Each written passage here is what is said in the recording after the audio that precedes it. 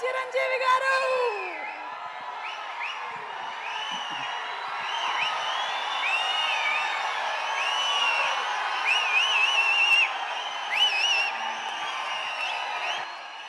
Thank you.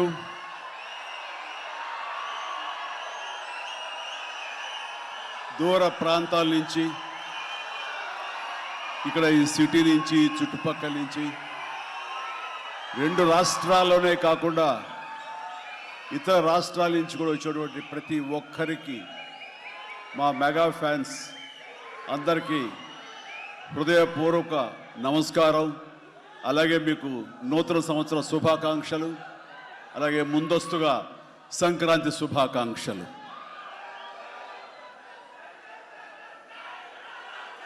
ఇక్కడ నా మిత్రుడు, సోదర సమానుడు, అత్యంత ఆప్తుడు వెంకీ, ఆయనతో చేయటం అన్నది నాకు చాలా ఎక్సైటింగ్ ఉంది. దాని గురించి తర్వాత మాట్లాడతాను. ముందుగా ఏంది వెంకీ సంగతి అంటే అదిరిపోద్ది సంక్రాంతి అని, ఏంది బాసు సంగతి అంటే మనదే కదా సంక్రాంతి అని, ఇరగదిద్దాం సంక్రాంతి అని అంటాం. ఇక్కడ ఈ సందర్భంగా ప్రత్యేకించి మనదే కదా సంక్రాంతి, ఇరగదిద్దాం సంక్రాంతి అనేది కేవలం మన శంకర వరప్రసాద్ గారిదే కాదు. ఈ సంక్రాంతి మొత్తం మన తెలుగు పరిశ్రమది అవ్వాలని మనస్ఫూర్తిగా కోరుకుంటున్నాను. అందరికీ డార్లింగ్, ఇందా మన అనిల్ చెప్పినా, ఎవరు చెప్పినా, ప్రభాస్ రాజా సాబ్ కానీ, అన్నయ్య అంటూ ఆప్యాయంగా పిలిచే నా తమ్ముడు రవితేజ సినిమా కానీ, అలాగే మా ఇంట్లో సరదాగా తిరుగుతూ చిన్నప్పటి నుంచి పెరిగినటువంటి శర్వానంద్, నారి నడుమ మురారి కానీ, నాకు గురువుగా నన్ను భావిస్తూ నా శిష్యుడిగా ఉన్న నవీన్ పోలిశెట్టి, వీళ్ళందరి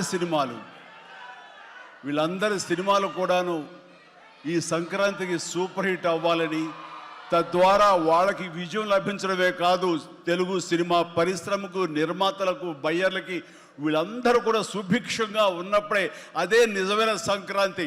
ఆ సంక్రాంతి కావాలనే కోరుకుంటున్నాం, జరుగుతుందని ఆశాభావన వ్యక్తం చేస్తారు. అది మీరు ఇచ్చి తీరుతారన్నటువంటి ప్రగాఢ నమ్మకం అయితే నాకు ఉన్నది. ఈ 2026 సంక్రాంతి తెలుగు పరిశ్రమ మర్చిపోకూడదు. అలాంటి సంక్రాంతి మీరు మాకు ఇవ్వాలి. ఎందుకంటే ఇక్కడ ప్రతి cinema comedy genre, family genre తోటి, ఎంటర్టైన్మెంట్ జోనర్ తోటి పెర్ఫెక్ట్ సంక్రాంతికి వచ్చే సినిమాలు ఇవన్నీ, సంక్రాంతికి నచ్చే సినిమాలు ఇవన్నీ. కాబట్టి ఈ సంక్రాంతి అన్ని సినిమాలు బాగా ఆడతాయి అనుకుంటున్నాను. ఆడేలా చేసే బాధ్యత మీది. దయచేసి అన్న సినిమాల్ని థియేటర్కి వెళ్ళే చూడండి, థియేటర్లోనే ఆస్వాదించండి, అలాగే మీరు ఆశీర్వదించండి కూడాను. ఆల్ రైట్, ఇక అది ఆ పక్కన పెడితే, చాలా కాలం క్రితం మా దర్శకేంద్రుడు రాఘవేంద్ర గారు ఎప్పుడో మాట్లాడుతుండేవారు, బాబాయ్ నీకు అనిల్ రావుపూడి సినిమాలు ఎన్ని చూసావో తెలియదు కానీ అతని కామెడీ టైమింగ్ కానివ్వండి, అతను హుషారు కానివ్వండి, చూస్తుంటే నాకు మళ్ళీ మీతోటి అతను చేయగలిగితే ఆ ఇద్దరి కాంబినేషన్లో వచ్చేటటువంటి సినిమా అసలు వేరే లెవెల్లో ఉంటుంది.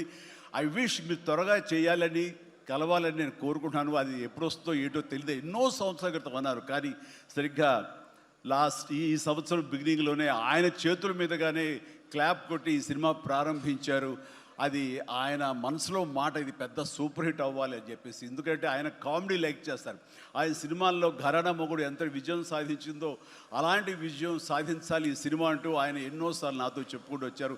ఎన్నోసార్లు సెట్కి రావాలని పిలవేయడం కూడా మరి అడిగారు, మనమే పిలలేదు. ఆయన ఎవరైనా హీరోయిన్లు ఉన్నప్పుడు మాత్రమే వస్తాను, ఏదైనా హుషారుగా వస్తుంది అంటుంటారు ఆయన.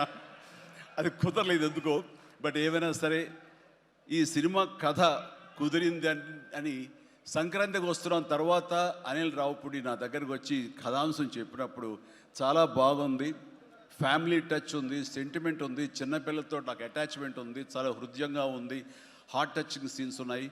ఇలాంటి సినిమాకి ఆ కామెడీ జోనర్ సినిమా కలిస్తే కనుక నీ స్టైల్లో చాలా బాగుంటుంది. నాది ఒక ఎస్పీజీ క్యారెక్టర్ కాబట్టి ఇది నేను కొంచెం వైవిధ్యంగా డిఫరెంట్గా చేస్తే కనుక డెఫినెట్లీ బాగుంటుంది, డిజైన్ చేద్దామంటే అస్సలు వైవిధ్యం వద్దండి. మీరు ఏ సినిమాలు అయితే గతంలో చేశారో, ఏ దొంగ మొగుడు, ఘరణ మొగుడు, రౌడీ అల్లుడు, అన్నయ్య, ఇలాంటి సినిమాలు ఏవైతే ఉన్నాయో, ఇది చంటబ్బాయి, నాకు అలా ఉంటే చాలు. ఎందుకంటే అలాంటివి అప్పట్లో జనం చూశారు, వాళ్ళందరూ ఇప్పుడు చాలా పెద్దవాళ్ళు అయిపోయారు, వాళ్ళకి అది గత స్మృతులు, చాలా తీపి జ్ఞాపకాలు. ఇప్పుడున్న జనరేషన్ మీరు అవి ఎలా చేస్తారో కూడా వాళ్ళకి వాళ్ళకి ఏమీ తెలియకపోవచ్చు. కానీ అది ఇది తెలిసిన మధ్యలో పుట్టి మాలాంటి వాళ్ళం అది మళ్ళీ ఈ జనరేషన్ గుర్తు చేసి మీరంటే ఏమిటో తెలియచెప్పాలన్న నా ప్రయత్నానికి మీరు చెయ్యాలి. ఆ విధంగా నేను అన్నందుకు ఐ థింక్ ఓకే. ఇంకా అలా చేయటం అంటే కనుక అది నా కేక్ ఒకటే. మీతో అలా చూడాలి నా కోరిక అంటూ ఎప్పుడెప్పుడు సినిమాల్లో ఏమేమి సీన్స్ ఉన్నాయో అవన్నీ కూడా పొందుపరిచి ఒక క్యాప్సూల్లా చేసి ఆయన దాన్ని ఫోన్లో పెట్టుకునేవారు. ఏదైనా ఒక సీన్ ఉంటే కనుక ఈ సీన్ని ఈ సినిమాలో ఉన్న ఈ కామెడీ టైమింగ్తో దీన్ని కన్సీవ్ చేశాను, అలా మీరు చేయాలని.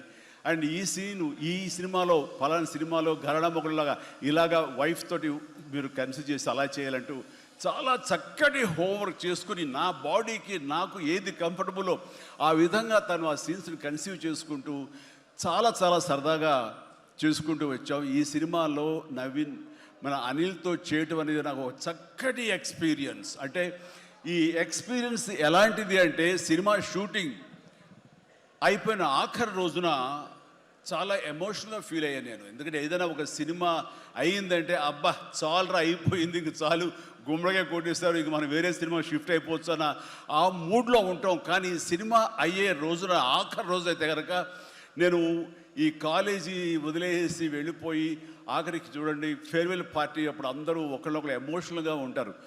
వేరే మళ్ళీ ఎప్పుడు కలుస్తారో ఎలా కలుస్తారో తెలియని పరిస్థితి. అలాంటి ఎమోషన్ ఎందుకో లోనయ్యాను. అది నాకు ఎప్పుడు అంతకుముందు అనుభవంలో రాలేదు, ఎప్పుడు లేదు నాకు. అలాంటి ఫీలింగ్ వచ్చింది. అనిల్ ఏంటంటావు అనిల్ అని. ఏమో సార్ నాకు అదే ఫీలింగ్ ఉందండి అని. ప్రతిరోజు ఒక ఎక్స్కర్షన్కి వెళ్ళినట్టు, ప్రతిరోజు ఒక పిక్నిక్ వెళ్ళినట్లుగా సరదాగా జరుగుతూ మార్నింగ్ 9 నుంచి 8 నుంచి ఈవినింగ్ 7:30, 8 వరకు కూడా ఎంత చక్కగా సరదాగా జరిగిందంటే నాకు ఎప్పుడు ఇంత బాగా జరిగిందంటే మరీ పూర్వం ఆ రోజుల్లో వాళ్ళు గుర్తుకొచ్చింది. కానీ ఈ మధ్యకాలంలో ఇంత సరదాగా ఎంత హుషారుగా జరిగిన సినిమాలు అయితే నాకు ఇది చేయలేదు. దానికి ప్రధానమైన కారణం సీన్ కానివ్వండి, అది మేము చేసే విధానం అయితే ఉండొచ్చు, కానీ మా చేత నడిపించిన విధానం, అందరినీ అంత సరదాగా పెట్టినటువంటి అట్మాస్ఫియర్ క్రియేట్ చేసినట్టు ఇది కేవలం అనిల్ రావిపూడికి మాత్రమే చెందుతుంది. అండ్ ఎక్కడ ఏది టైం తెలియనివాడు, ప్రతి ఒక్కరిని on the screen off the screen హుషారుగా ఉంచుతాడు. ఇలాంటి డైరెక్టర్లు దొరికితే కనుక ఎవరైనా సరే ఇలాంటి క్యారెక్టర్స్ చాలా ఈజీగా చేసేయగలరు. అండ్ మరీ ముఖ్యంగా అనిల్ రావిపూడి గురించి నేను చెప్పాలనుకున్నది, ప్రతి ఒక్కరు కూడా తెలుసుకోవాల్సింది ఏంటంటే ఈ సినిమా ఆల్రెడీ సూపర్ హిట్ అయిపోయింది. ఏ రకంగానంటే బడ్జెట్ పరంగా విత్ ఇన్ ది లిమిట్, అలాగే డేస్ పరంగా అనుకున్న దానికంటే తక్కువ రోజుల్లో ఇది అత్యద్భుతంగా తీయగలిగాడు. ఒక సినిమా సూపర్ హిట్ అయిందని ఎలా చెప్పగలవంటే డైరెక్టర్ మొత్తం తన గ్రిప్లో ఉంచుకుని అది బడ్జెట్ దాటనివ్వకుండా విత్ ఇన్ ది టైం చేయగలటం అనేది ఆ సినిమాకి అది మొదటి సక్సెస్. ఎన్ని సినిమాలు ఈ రకంగా ఉన్నాయో చెప్పండి అంటే చాలా తక్కువగా మనం లెక్క పెట్టుకోవాలి. ఆ రకంగా ఇది మొదటి విజయం సాధించింది. రెండో విజయం రేపు 12వ తారీఖున ప్రజల ముందు మీరు నిర్ణయిస్తారు ఎంత ఘన విజయం మీరు మాకు ఇస్తారు అన్నది. ఇక ఈ సినిమా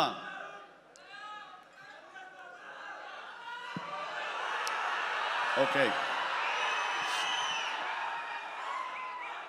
ఇక ఈ సినిమాలో నేను నెక్స్ట్ చెప్పుకోదగిన వ్యక్తి వెంకటేష్, నా బ్రదర్. ఎప్పుడు కలుసుకున్నా సరే చాలా సరదాగా మాట్లాడుకుంటాం.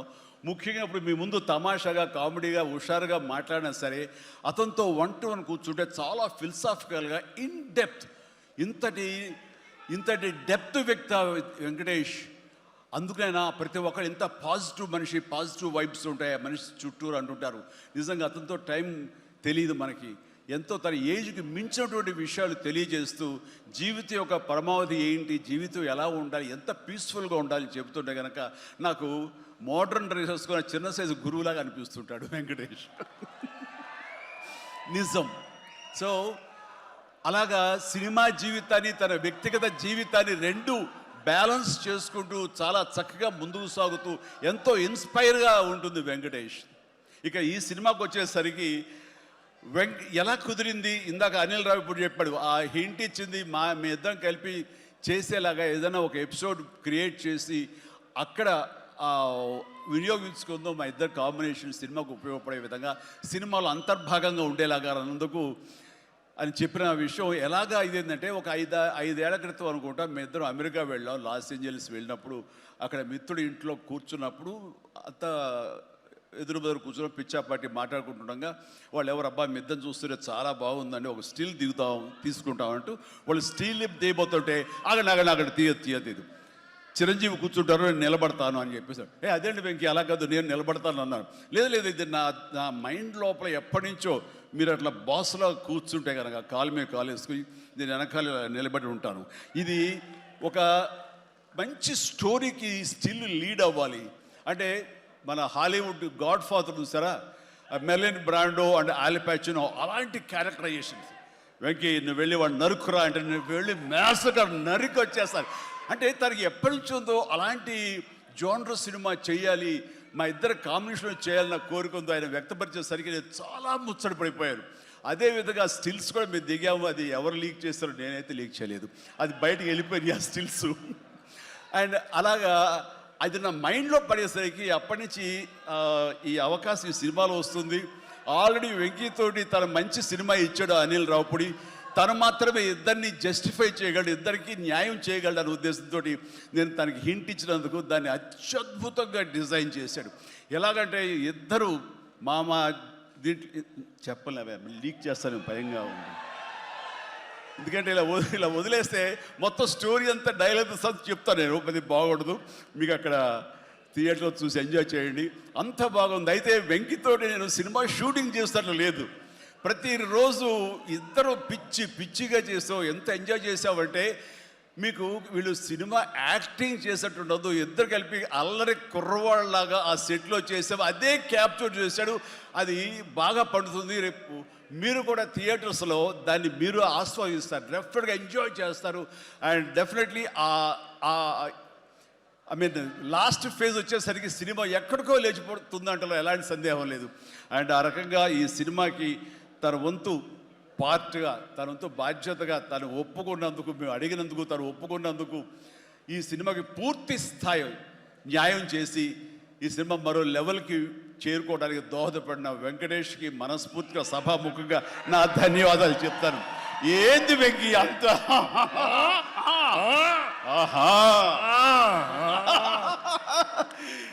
ఇదే సరదా. అండ్ నేను చాలా చెప్పను, కానీ సినిమా చూస్తే కనుక నేను ఎంత చెప్పినా సరే తక్కువే అవుతుంది, మీరు ఎంత ఊహించుకున్నా సరే అది తక్కువే అవుతుంది. సినిమా చూడండి, మేము చేసినటువంటి 18 రోజులు అనుకుంటా చేశారు వెంకీ. ఈ 18 రోజుల్లో ఒక 7-8 రోజులు సీన్స్, ఒక 5 రోజులు 6 రోజులు సాంగ్, ఇంకా 2 days చిన్న ప్యాచ్ వర్క్. ఈ రోజుల్లో ప్రతిదీ ఎంత అంటే ఇక ఎంజాయ్ చేశారు, ఇది షూటింగ్ చేసినట్టు అనిపించట్లేదు. ప్రతి సినిమా ఇలాగే ఉంటే ఎంత బాగుంటుందా అని అనిపిస్తుంది నాకు. అందుకని మనస్ఫూర్తిగా సభాముఖంగా అందరి సమక్షంలో వెంకటేష్కి ఇది మన ఇద్దరి మధ్య ధన్యవాదాలు తెలియజేస్తూ, ఇది మచ్చు తురక. ఇందాక అనిల్ రావిపూడి అడిగినట్లుగా ఈ కాంబినేషన్ ఫుల్ ఫ్లెడ్జ్డ్గా ఎప్పుడు దొరుకుతుందంటే వెంకీ నేను రెడీ. అండ్ అనిల్ రావిపూడి ఎవరో ఎందుకు, ఈ అవకాశం నువ్వే తీసుకుని ఖచ్చితంగా నువ్వు స్టోరీ రాసుకో.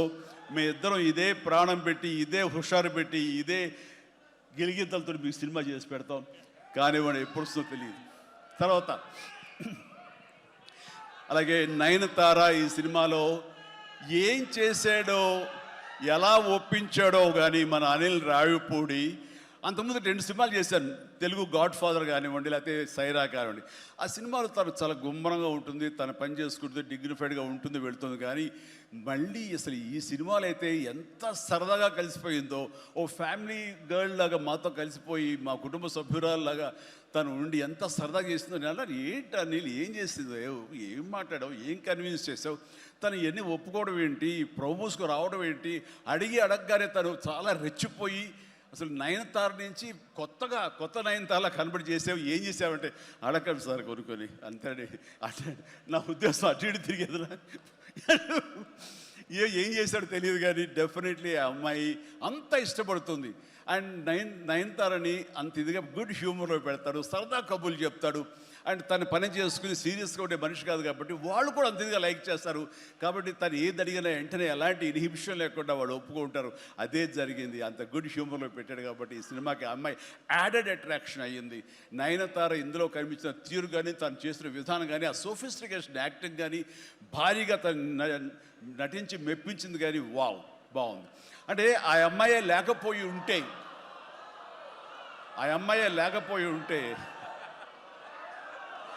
వావ్,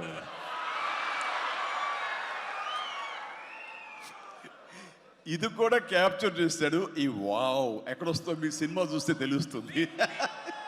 లీక్ చేసేసాను. All right.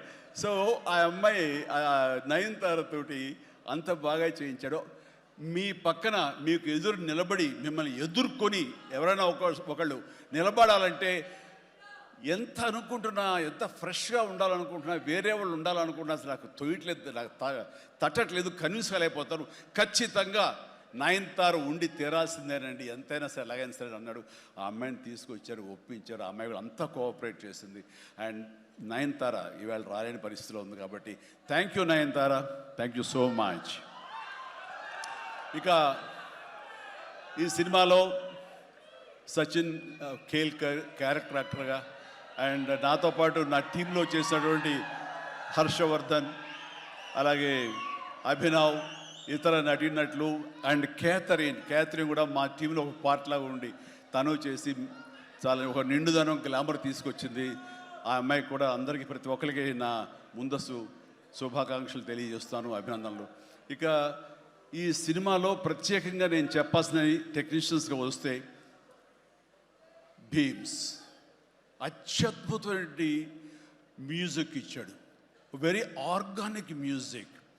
కేవలం డ్రమ్స్ తోటో, కీబోర్డులతోటో, వాటితోటో దడదడలాడించకుండా చాలా శ్రావ్యంగా లిరిక్స్ మాత్రం వినిపించేలాగా ఒకనాటి విజయ సంస్థ వారి సినిమాలు ఉండేవి. అంతా హాయిగా, హృద్యంగా, ఒక గోదావరి పడవ ప్రయాణంలాగా ఉండేలాగా ఇచ్చాడు. అందుకని మీసాల పిల్లలో ఎలాంటి హడావుడి, ఎలాంటి మ్యూజిక్ గోళ ఏమి ఉండదు. కానీ ఆ ఇచ్చినటువంటి ఆ మ్యూజిక్, ఆ పాటకి లిరిక్స్ అర్థమయ్యేలాగా వినిపించి అందరూ చాలా ఆ శ్రావ్యాన్ని అందరూ ఆస్వాదించారు. కాబట్టి అది అంత పెద్ద మిలియన్స్ని, మోర్ దెన్ 100 మిలియన్స్ దాటి హిట్ ఇచ్చింది. అలాగే తర్వాత వచ్చిన సాంగ్ కానీ, ఇలా సాంగ్స్లో లిరిక్స్కి ఇచ్చే ఇంపార్టెన్స్ కానీ, ఆ ట్యూన్స్ కానివ్వండి, అన్నీ ఇస్తూ ఇంతవరకు నేను ఎప్పుడు చెయ్యనిది, ఇంతవరకు ఆ స్టైల్కి నేను పోనిది ఏదైనా ఉందంటే కానీ ర్యాప్ సాంగ్, ఇందాక చూసిన సాంగ్ హుక్ స్టెప్ దాన్ని కంపోజ్ చేసినప్పుడు నాకు అనిపించింది, ఇది కొత్తగా అనిపించింది, చాలా బాగుందని. అండ్ ఇప్పుడున్నటువంటి ఈ థియేటర్ పల్స్ చూస్తుంటే ఈ సినిమా, ఆ సాంగ్ మాత్రం ఐ థింక్ టోటల్గా హైలైట్ అయిపోతే రేపు థియేటర్లో అనుకుంటున్నాను. అది వెరీ గుడ్. ఎందుకంటే ఆ సాంగ్ విన్న తర్వాత, ఆ సాంగ్ వింటుండగా ఎదురుగా ఉన్న వెంకటేష్ ఆపుకోలేక డ్యాన్స్ చేశారంటే అదే చాలు. ఇక ప్రతి ఒక్కడు అదే స్ఫూర్తితోటి ప్రతి ఈ సినిమాని, ఈ సాంగ్ని ఆస్వాదిస్తారు. అలాగా సాంగ్స్గా అన్నీ అత్యద్భుతంగా ఇచ్చినటువంటి మన భీమ్స్కి ప్రత్యేకించి, ఆ తర్వాత ప్రతి ఒక్కరు చిరంజీవిని ఇంత గ్లామర్గా ఉన్నాడు, చిరంజీవిని ఇంత ట్రిమ్గా ఉన్నాడు, ఇంత ఇదిగా ఉన్నాడు, ఎలా తగ్గాడు. నా వ్యక్తిగతంగా నేను చేసిన ప్రయత్నాలు పక్కన పెడితే తెర మీద అంత బాగా కనపడడానికి ప్రత్యేకించి మా డిఓపి, మా కెమెరామెన్ మన సమీర్ రెడ్డి చాలా చాలా బాగా చేశాడు. అండ్ సమీర్ రెడ్డితో వచ్చిన ఒక్క చిన్న గొడవ ఏంటంటేనండి, ఒక నిమిషం గ్యాప్ ఇవ్వడు. కూర్చుని కాఫీ తాగుతాం కదా అని ఇచ్చేలాగా మళ్ళీ షార్ట్ రెడీ అంటాడు. ఇక అతనితోటి బహుశా అలా గనక అందరూ ఉండగలిగితే సినిమాలు 100 రోజులు దాటకుండానే ఫినిష్ చేయొచ్చు. అంతటి ఫాస్టెస్ట్ కెమెరామెన్ మా శరత్. అతను ఉన్నాడు కాబట్టి ఈ సినిమా 80-85 రోజుల్లో ఫినిష్ అయ్యింది. కాబట్టి ఆ credit goes to Sameer Reddy. ఇంత ఫాస్ట్గా అయినందుకు, విత్ ఇన్ ద బడ్జెట్ అయినందుకు, ఖర్చు కూడా చాలా తక్కువ. ఇలాంటి కెమెరామెన్ను మిగతా అందరూ అలా ఉండగలిగితే కనుక చాలామంది ప్రొడ్యూసర్స్కి ఖర్చు తగ్గుతుంది. అండ్ అట్లాగే ఇక సమీర్, థ్యాంక్ యూ సమీర్. అందరూ బయట పొగుడుతుంటే కనుక నేను మనసులో నిన్ను పొగుడుకున్నాను. కాబట్టి థ్యాంక్ యూ సో మచ్ ఇంత గ్లామర్గా చూపించినందుకు. ఇక ప్రకాష్, మా ప్రొడక్షన్ డిజైనర్ ప్రకాష్ చాలా చక్కగా చూపించాడు. అండ్ తమ్మిరాజు గారు, అలాగే వీళ్ళన్నీ ఒక పక్కన ఉంటే కనుక అహర్నిశలు అంటే డే 1 నుంచి ఈవెల్ట్ వరకు కూడాను మన అనిల్ రావుపూడి స్టోరీ టీమ్, సాయి, నారాయణ, ఇంకా రాజేష్, ఇలాగ వీళ్ళందరూ ఉన్నారు. వాళ్ళ పేరు పేరున నేను వాళ్ళు పడ్డ కష్టాన్ని కానీ, వాళ్ళు తీసుకున్న శ్రద్ధాశక్తులు కానీ హృదయపూర్వక నా సంతోషాన్ని, అభినందనని, ధన్యవాదాలను తెలియజేస్తాను. వాళ్ళు అంత ఇదిగా ఉన్నారు. ఇక్కడ అనిల్ రావుపూడి గురించి ఇంకొక విషయం నేను చెప్పాలండి. ఏంటంటే అందరం సినిమా తీస్తూ ప్రేమించాలి. సినిమాని ప్రేమిస్తేనే మన యొక్క ఎఫర్ట్స్ తోటే సినిమాని ఆద్యంతో చాలా అద్భుతంగా తీయగలం మనం. అయితే సినిమా తీస్తున్నంతసేపు ఎంత ప్రేమిస్తాడో, ఎంత ఇష్టపడతాడో, ఎంత ఎంజాయ్ చేస్తాడో, అంత బాగా మన నుంచి యాక్టింగ్ రాబడతాడో, అంతకంత సినిమా పూర్తయిన తర్వాత కేవలం దానికి బాగుందా లేదా అని మళ్ళీ ఒకసారి తనుగా సమీక్షించుకున్నప్పుడు ప్రతిపక్ష నేత అయిపోతాడు. ఎదురెళ్ళిపోయి ఈ సినిమా ఎందుకు చూడాలి, ఈ సీన్ ఎందుకు వాళ్ళు ఎంజాయ్ చేయాలి, ఈ సీన్ ఎందుకు ఇంత అయింది, ఇంత లెంగ్త్ అవసరమా అనే దాని మీద దాన్ని ఏమాత్రం ప్రేమించకుండా చాలా కఠినంగా ఎక్కడ లెంగ్త్లు ఎక్కువైనా సరే అన్నీ కూడా తీసేసి దాన్ని క్రిస్ప్ చేయడానికి కానీ, ఆ సినిమా ఎంతవరకు అలరిస్తుందో అలరించేందుకు కానీ అన్ని రకాల ప్రయత్నాలు చేస్తాను. నాకు నచ్చింది అది. ఎందుకంటే నిన్న మొన్న వచ్చి ఒక మెయిన్ ఎపిసోడ్ ఏదో లేపేసావు, లేదు లేపేసావు అని అడిగాను. లేదు, అది కథకి అడ్డొస్తుంది, స్టోరీ నెరేషన్కి అది అడ్డుపడుతుంది కాబట్టి తీసేసారన్నాడు. అలా తీయాలంటే గట్స్ కావాలి. ఎంతో కొంత అన్ని రోజులు ఎఫర్ట్ చేసాము, అది అవసరమా, అది వాళ్ళు తీసేసి ఏమనుకుంటా ఎలాంటి ఇది లేకుండా ఖచ్చితంగా నిష్కర్షగా దాన్ని తీసి అవతల పడేసాడు. దానివల్ల సినిమా పేస్ పెరిగిపోతుంది, సినిమా పరిగెడుతుంది, అండ్ ఎక్కడ ఆగట్లేదు, ఆలోచింప చేసుకునే విధంగా ఉండదు, ఎంజాయ్ చేయడం తప్ప. ఆ రకంగా సినిమాని ఎంత ప్రేమించి చేస్తామో ఆ తర్వాత అది ఫైనల్ వెర్షన్ బిఫోర్ ఆడియన్స్ దగ్గర వెళ్ళేటప్పుడు మనమే దాన్ని క్రిటిసైజ్ లాగా, క్రిటిక్ లాగా దాన్ని మనమే ప్రతిపక్ష హోదాలో ఉండి దాన్ని అన్ని రకాలుగా ట్రిమ్ చేసుకోగలిగితే అన్ని సినిమాలు చాలా బాగుంటాయని అనుకుంటున్నాను. అండ్ ఈ సందర్భంగా ఇక ఏమి లేదు, last but not least producers Sahu Garapati చిన్నవాడైనా సరే చాలా గుంభరంగా ఉంటాడు. ఎంతసేపటికి ఆ వర్క్ మీద తన ఇన్పుట్స్ ఏమి ఇవ్వాలనే దాని మీద ఆ ప్రయత్నాలు చేసుకుంటూ చాలా క్వైట్గా ఉంటాడు. ఎక్కడ కూడా ఏ రోజు కూడా ఏంటిది, ఇది జాప్యం ఏంటి, లేట్ ఏంటి అనేది ఏమి లేకుండా అంత కంఫర్టబుల్గా మా అందరికీ ఏర్పాటు చేశారు. దానికి ఆయన ఎఫర్ట్స్ కానీ ఆయనకున్న ఆ లిటిల్ ఎక్స్పీరియన్స్లో తనకు ఉన్నదానికి దీనికి మనస్ఫూర్తిగా సాహు ప్రత్యేకించి నా హృదయపూర్వక ధన్యవాదాలు. మంచి ప్రొడ్యూసర్ని నాకు అందించినందుకు మీకు నా ధన్యవాదాలు తెలియజేస్తాను. అండ్ అలాగే ఇంకా నా బిడ్డ సుష్మిత, తను ఈ సినిమా నేను చెయ్యాలి, ఈ పరిశ్రమ రావాలి అనుకున్నప్పుడు ఈ పరిశ్రమ ఖచ్చితంగా ఆదరిస్తుంది అని అనుకున్నప్పుడు ఒకటి మీరు కష్టపడి పనిచేస్తే కనుక ఇక్కడ రిజల్ట్ బాగుంటుంది, ఇక్కడ ఖచ్చితంగా మీకు ఆదరణ లభిస్తుంది, మీరు సక్సెస్ అవుతారని చెప్పినప్పుడు కష్టం అనేది నేను చిన్నప్పుడు ఇంట్లో చూశాను. అలాంటి నేను కష్టపడడానికి ఏమాత్రం నెరవను, ఏమాత్రం బెదరను, ఖచ్చితంగా చేస్తానంటూ ఈ సినిమా తనతోటి చెయ్యమ్మా, ఇద్దరు కలిపి చాలా మంచి కాంబినేషన్ అవుతుంది అనుకున్నప్పుడు ఆ సాహు గారు పడి తను బెస్ట్ కాంబినేషన్లో ఈ సినిమాని చేసి ఈ సినిమాలో ఒకసారి అయ్యో ఎందుకు ఇంత కష్టపడుతుంది, ఇంత కష్టం అవసరమా నాకు అనిపిస్తుంది తండ్రిగా. కానీ ఒక బిడ్డగా కేవలం ప్రొడ్యూసర్గా నేను మా నాన్నని, మా హీరోని నేను ఇంప్రెస్ చేయాలి, ఆయన ద బెస్ట్ నేను ఇవ్వాలి ఈ సినిమా అంటూ తను కూడా ఈ సినిమాలో ఒక మామూలు టెక్నీషియన్ లాగా, ప్రొడ్యూసర్ ప్రొడ్యూసర్లాగా తనంత కష్టపడి చేసింది. నేను ఒకటే సంతోషిస్తాను, తనకి అన్ని విధాలుగా అన్ని కంఫర్ట్స్ ఉన్నాయి, అన్ని రకాలుగాను తను ఈ సినిమాలు చేయాల్సిన అవసరం లేదు. తను తన ఫ్యామిలీని చూసుకుంటుంటే కనుక గడిచిపోతుంది ఈ జీవితం అంతా. కానీ అలా కాదు, నేనేదో సాధించాలి, నువ్వు సాధించి చూపించావు, లైఫ్లో ఎంతోమంది మార్గదర్శకంగా ఉన్నావు, అలాంటి నిన్ను ఆదర్శంగా తీసుకుని మేము ప్రూవ్ చేయాలి అనే దాంట్లో ఉంది. అండ్ అలా చేస్తూ ఈ రోజున ఈ సినిమా డెఫినెట్లీ హిట్ అవుతుంది. ఇలాంటి గర్వకారణమైన సినిమాని తండ్రిగా నాకు గిఫ్ట్ ఇచ్చినట్టుగా తను భావిస్తుంది. ఆ సంతోషం తను పొందుతున్నాను నాకు తెలుసు. అండ్ అలాగే కాకుండా ఈ రోజున ఈ పరిశ్రమలో నాకు చేదోడు వాదోడుగా ఉంటూ, నాకు భుజం కాస్తూ, అన్ని రకాలుగా నాకు అండదండలు అందిస్తూ, నాకు మరో బిడ్డ ఈ అనిపిస్తూ, అండ్ ఇంటికి పెద్దదైనందుకు ఆ పెద్దరికాన్ని తను సొంతం చేసుకుంటూ నాకు అన్ని విధాలుగా చేదోడు వాదోడుగా ఉంది. అది థ్యాంక్ యూ పాప. అందరి ముందు ఇటుపక్కన అమ్మ ఇటుపక్కన ఉంది. ఇది రామ్ చరణ్తో పాటు నాకు మరొక బిడ్డ. అలాగే మా చిన్న పాప కూడా అక్కడ టీవీ చూస్తుంటేమో. థ్యాంక్ యూ నాన్న. ప్లీజ్ ఇదే రకంగా ఉండండి, ఇదే కష్టాన్ని నమ్ముకోండి. ఖచ్చితంగా భగవంతుడు మీకు ఆశీస్సులు అందజేసి ఇలాంటి విజన్ ఇస్తాడు. అండ్ మేము ఎంత ఇచ్చామన్నది కాదు పాప, మీరు ఎంత సాధించుకున్నారు అనేది నాకు మరింత గర్వంగా అనిపిస్తుంది. నువ్వు ఆ దిశగా వెళ్తావు. All the very best. ఆ తర్వాత ఇక్కడ చాలా దూరం వచ్చారు, మీరు అందరూ కూడా చాలా జాగ్రత్తగా వెళ్ళండి. మీ తల్లిదండ్రులు అందరూ కూడాను మిమ్మల్ని చూసి ఆనందపడాలి. మీ యొక్క సుదీర్ఘమైన జీవితాన్ని చూసి వాళ్ళు ముచ్చటపడాలి.